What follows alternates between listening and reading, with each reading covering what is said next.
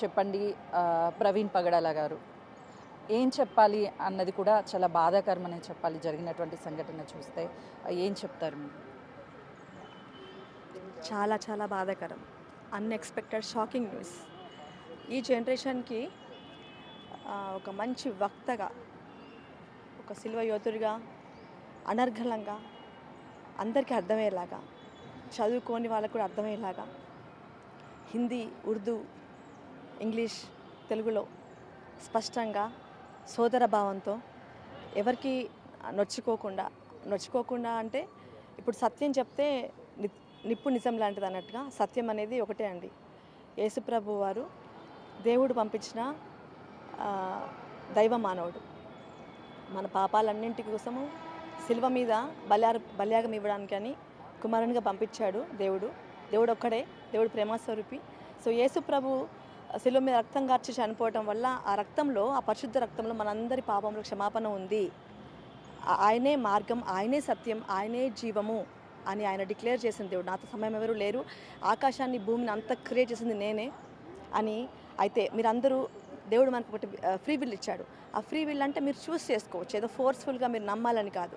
ఆ విల్ వల్ల మనం ఏంటంటే ఈ విల్ వరల్డ్లీ థింగ్స్కి వెళ్ళిపోతున్నాం. కానీ మన క్రియేటర్ ఎవరు, మన మ్యానుఫ్యాక్చరర్, మన డిజైనర్ ఎవరు, మనం చనిపోతే మన ఆత్మకు శాంతి ఎక్కడ, మోక్ష మార్గం ఎక్కడ అనేది ఎవరు ఆలోచన చేయలేకపోతున్నారు. సో ఇదంతా కూడా ఆయన క్రియేట్ చేసుకున్న సృష్టి అంతా కూడా ఆయనకు దూరంగా వెళ్ళిపోతున్నారని ఆయనకి ఇష్టం లేక యేసు ప్రభువుని మనం యాక్చువల్గా బలి ఇస్తూ ఉంటాం కదా, గొర్రెలు, మేకలు, కోళ్ళు. అలాగా ఆ రక్తం ద్వారా పాపక్షమాపణ ఉండదు. అవి జంతువులు, మూగ జంతువులు, వాటికి ఆత్మ ఉండదు. సో దేవుడు రక్తం కార్చాలి. దేవుడు రక్తం కార్చాలంటే దేవుడు ఆత్మస్వరూపి, omnipotent, omnipresent, omniscient. అలాంటి దేవుడు మరి రక్తం కార్చాలంటే ఆయన శరీరం అమర్చబడాలి. కాబట్టి యేసుక్రీస్తు ప్రభువారిగా జన్మించి కన్య మరీ గర్భంలో పుట్టిన తర్వాత 33.5 years వరకు ఆయన సేవ అంతా కూడా ఎలాంటి అబద్ధం ఆడకుండా, పాపం చేయకుండా, పాపం తెలియకుండా జీవించి అనేక బోధలు బోధించి అనేక మంది స్వస్థపరిచి చనిపోయిన వారిని లేపి ఆ బోధల ద్వారా అప్పుడున్న ఆ మతము, యూదా మతము, వాళ్ళు ఆయన సిలువ వేశారు. అదంతా కూడా దేవుని ప్రణాళికలో భాగంగా జరిగింది. అది హిస్టారికల్గా రికార్డ్ చేయబడింది. అందుకే BC AD అని మనం ఆయన గురించి మన ఉనికి, మన బర్త్డే తెలియబడుతుంది. సో మన బర్త్డే అంటే కూడా AD. సో అది రిఫరెన్స్ అనమాట. సో ఆ యేసు ప్రభుని ప్రకటించడానికి ఇప్పుడు అందరూ హిందూస్ ఉన్నారు, ముస్లిమ్స్ ఉన్నారు. దేవుని తెలుసుకొని, సత్యం తెలుసుకొని, మన ఆత్మ మోక్షం, మన ఆత్మకి మనమే రెస్పాన్సిబుల్. కాబట్టి సో అలాంటి సత్యాన్ని ఆయన ప్రకటిస్తున్నప్పుడు ఎవరికైనా కోపం అనిపిస్తుంది. కాకపోతే ఆ కోపంలో కూడా మతం అని, మీరని కాకుండా అందరినీ సహోదరంగా ప్రేమించి సాత్వికంతో, ఓపికతో అర్థమయ్యే రీతిగా చెప్పాడు. కానీ ఆయన మనిషిని ద్వేషించలేదు. మతం అనేది మనుషులు చేసుకుంది కాబట్టి కులం, మతం అవన్నీ కాదు. కానీ మనిషిగా అతను ప్రేమించాడు. మీ యొక్క ధర్మము, మీ యొక్క మీరు అనుభవిస్తున్న, మీరు ఫాలో అవుతున్న ఫెయిత్ ఇది కాదు, ఇది ఇలా ఉండాలి, మనం ఇలా బతకాలి. దేవుడు ఇలాగ మనకి చేసి చూపించాడు, చనిపోయి లేశాడు, మరలా రాబోతున్నాడు. అందరు నమ్ముకుంటే అందరికీ పరలోకం ఉంటుంది, అందరు నరకానికి వెళ్ళకూడదు, ఇష్టం ఉంటుంది. కాబట్టి ఆయన ఎంతో ఓపికగా అర్థం చేపించని చెప్పారు. అయితే లాస్ట్ వీడియోలో నేను ఒక్కనే వస్తాను, నేను ఒక్కనే వెళ్తాను, నా ముందు నేను 10 మందిని వేసుకొని తిరిగాను, నేనే డ్రైవ్ చేసుకుంటూ వస్తానన్న వీడియోస్ కూడా ఒక ప్రూఫ్ అందరికీ. అతనికి అంటే అంటే మనోభావాలు దెబ్బతిన్న వాళ్ళు, ఆయన చెప్తున్న సత్యం పట్ల దెబ్బతిన్న వాళ్ళు ఆయన గురించి ఒక ప్లాన్డ్గా, ఒక ప్రిపేర్ అయిపోయి వేటుగా ఎదురు చూసి ఆ మాటల ద్వారా క్యాష్ చేసుకుని ఆ లాస్ట్ వీడియోస్లో ఉన్నాయన్నమాట. ఒక్కడిగా వస్తాడని చెప్పేసి టైం చూసి మరి చంపి ఉంటారేమోనన్న ఆవేదన ఉంది. ఎందుకంటే దేవుడి ప్రొటెక్షన్ ఎప్పుడూ ఉంటుంది మనిషికి. అయితే దేవుడికి సరెండర్ చేసుకున్నాడు ఆయన లైఫ్ని. దేవుడు కాపాడుతానన్న భయం లేకుండా నిర్భయంగా తను సేవ చేస్తూ వెళ్ళాడు రాత్రిపూట కూడా. అయితే ఇది దేవుడు అనుమతించిన సమయం అనుకుంటున్నాం మేమైతే. కానీ అందరికీ పెద్ద లాస్ అనమాట. ఈ లాస్ ఎవరు తీర్చలేరు. రిప్లేస్మెంట్ లేదండి. ఈ దైవజనుడికి రిప్లేస్మెంట్ లేదు ఈ జనరేషన్కి. అయితే నిజంగా గొప్ప దైవజనుడు. ఎంతో ప్రాక్టికల్ క్రిస్టియన్గా ఆయన బ్రతికి చూపించాడు. బోధించినట్టుగా బతకటము. అనేక పేదల్ని ఆర్ఫనేజ్ నడిపించుకుంటున్నాడు. 2 అమ్మాయిలతో పాటు ఒక 12 మెంబర్స్ని ఒకటే ఇంట్లో పెట్టుకొని అందరు కలిసి పిల్లలుగా ఉండటము.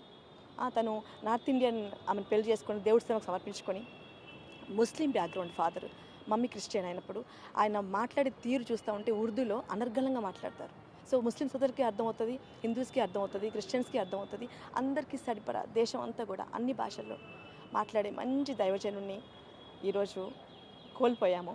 దానికి కారణము దేవునికి తెలుసు. న్యాయం జరుగుతుంది, వాళ్ళు సత్యం అనేది బయటకు రావాలి. సత్యము బయటకు వచ్చినా రాకపోయినా సత్యమే గెలుస్తుంది. సత్యమేవ జయతే. అందరికీ సత్యము అందరికీ తెలియాలి. ఎందుకంటే బైబిల్ చెప్తుంది ఏంటంటే దేవుని దృష్టికి నీతిమంతుల మరణము విలువగలది. Even death also very precious. అందుకే క్రిస్టియన్స్ ఏం చేస్తారని చనిపోయినప్పుడు పాటలు పాడతారు, భజన చేస్తారు, ఆరాధిస్తారు. ఎందుకంటే మాకు ఒకటే హోప్, మేము చనిపోయినా కూడా మా ఆత్మ దేవునితో పరలోకంలో ఎప్పటికీ ఉంటుంది. ఆయన మరలా రాబోతున్నాడు కాబట్టి ఆయనతో పాటు దేవునితో పాటు అన్న కూడా మళ్ళీ వస్తాడని మేము నమ్ముతున్నాము. అందరం ఒకరోజు మేము కలిసి ఉంటామనే హోప్ మాకు ఉంటుంది కాబట్టి క్రిస్టియన్స్గా చనిపోయినా కూడా మేము ఎంతో సెలబ్రేషన్గా చేస్తూ ఉంటాము. సో ఈరోజు ప్రవీణ్ పగడాలని తిరిగి తీసుకురాలేము, ఆ బాధ అనేది కూడా ఎవరు తీర్చలేనటువంటి బాధ.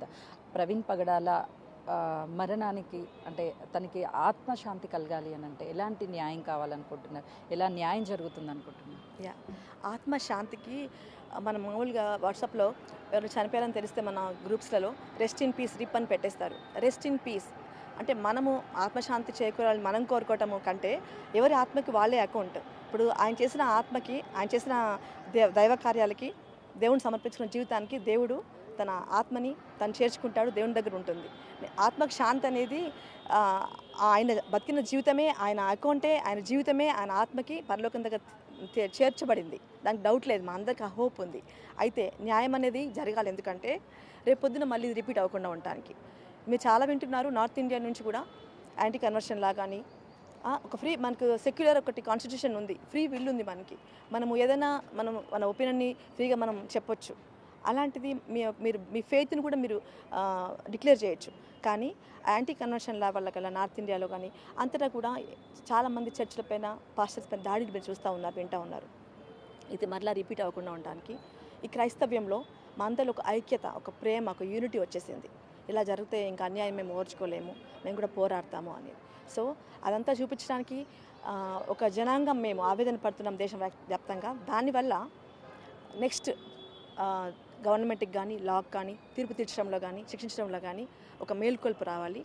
ఈయన యొక్క మరణము వృధాగా పోదు, ఆయన మరణం వృధాగా పోకూడదు, న్యాయం జరగాలి, శిక్ష విధించబడాలి. ప్రవీణ్ పగడాల మృతి మీద అనేక అనుమానాలు ఉన్నాయి. సో న్యాయం చేయాలి, ఖచ్చితంగా కూడా ఇప్పుడు ఇచ్చేటువంటి తీర్పు కీలకంగా మారుతుంది అని చెప్తున్నారు ఎంతోమంది. మరొకసారి ఇలాంటి ఘటన జరగకుండా ఉండాలి అని అంటే ఈసారి తన మీద దాడి చేసినటువంటి వ్యక్తిని శిక్షిస్తే ఖచ్చితంగా కూడా యావత్ సమాజం మొత్తం కూడా ప్రౌడ్గా ఫీల్ అవుతుంది ఈ తీర్పుతో అని చెప్తున్నారు. నేను అంటాను, క్షమించండి, శిక్షించడం కంటే ఒక మనసు మారడం ఇంపార్టెంట్. ఆయన ఇప్పుడు మనకి గ్రాహం స్టెయిన్స్ అని ఒరిస్సాలో కూడా చనిపోయినప్పుడు వాళ్ళ వైఫ్ క్షమించేసింది.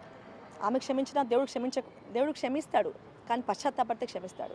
అయితే మేము శిక్ష పొందాలి, వాళ్ళు చనిపోవాలి, వాళ్ళు నాశనం అవ్వాలని కాదు, వాళ్ళు మారుమనసు పొందాలి, తప్పు చేస్తామని వాళ్ళు గ్రహించాలి, వాళ్ళే బయటకు వచ్చి చెప్పాలి, ఎలా జరిగిందో మాకు వివరించాలి. వాళ్ళు మేము క్షమిస్తాము, ఎందుకంటే దేవుడు మనల్ని క్షమించమని చెప్పాడు. మనం ఇంకోళ్ళని క్షమిస్తేనే దేవుడు మనల్ని క్షమిస్తాడు. కాబట్టి వాళ్ళని శిక్షించాలని కఠినంగా అలా మేము కోరుకోవట్లేదు, కానీ సత్యము వాళ్ళు బయటకి వాళ్ళే తీసుకొచ్చి వాళ్ళు మారుమనసు పొందాలని. అప్పుడు వారికి శిక్ష పడదు, కాకపోతే నెక్స్ట్ ఇంకా మరలా ఇలా జరగకుండా ఉండటానికి ఒక అవకాశం మాకు ఉంటుందని మేము ఆశపడుతున్నాం.